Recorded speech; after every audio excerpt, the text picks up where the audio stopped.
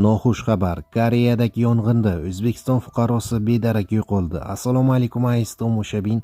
Ushbu xabar boshqalarga ham yetib borishligi uchun video ostiga bir dona like bosib, kanalimizga obuna bo'lib qo'ying.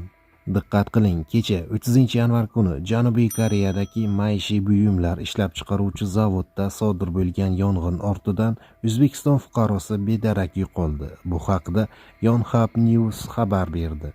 Ma'lum qilinishicha, mahalliy vaqt bilan 14:56 da Janubiy Koreyaning Chungbuk provinsiyasi Maingdong qishlog'ida joylashgan maishiy buyumlar ishlab chiqaruvchi zavodda yong'in chiqqan. Yong'in tezda kengayib, yon atrofdagi boshqa zavodlarga ham tarqalgan. Ushbu zavodda asosan nam salfetkalar va bolalar tagliklari ishlab chiqarilgan bo'lib, rasmiy ma'lumotlarga ko'ra, u yerda zaharli kimyoviy moddalar yoki xavfli yuklar bilan ishlanmagan. Yong'in chiqqan paytda zavodda ishlayotgan 83 nafar xodimdan 81 nafari o'z vaqtida evakuatsiya qilingan. Biroq Nepal fuqarosi bo'lgan 20 yoshlar atrofidagi bir xodim va O'zbekiston fuqarosi bo'lgan 50 yoshlar atrofidagi yana bir xodim bilan aloqa uzilgan. Ular bedarak yo'qolgan deb taxmin qilinmoqda.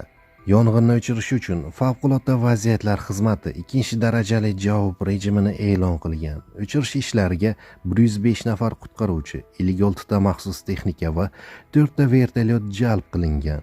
Shamol ta'sirida uchgan cho'g'lar taxminan 500 metr uzoqlikdagi yaqin tog' yonbag'ridagi o'rmon hududiga ham o't tushishiga sabab bo'lgan. Ammo bu yong'in soat 16:10 ga kelib to'liq o'chirilgan. Yong'in batamom o'chirilgach, o't chiqishining aniq sababi va yetkazilgan moddiy zarar miqdori bo'yicha rasmiy tekshiruv o'tkazilishi rejalashtirilgan, deyiladi xabarda.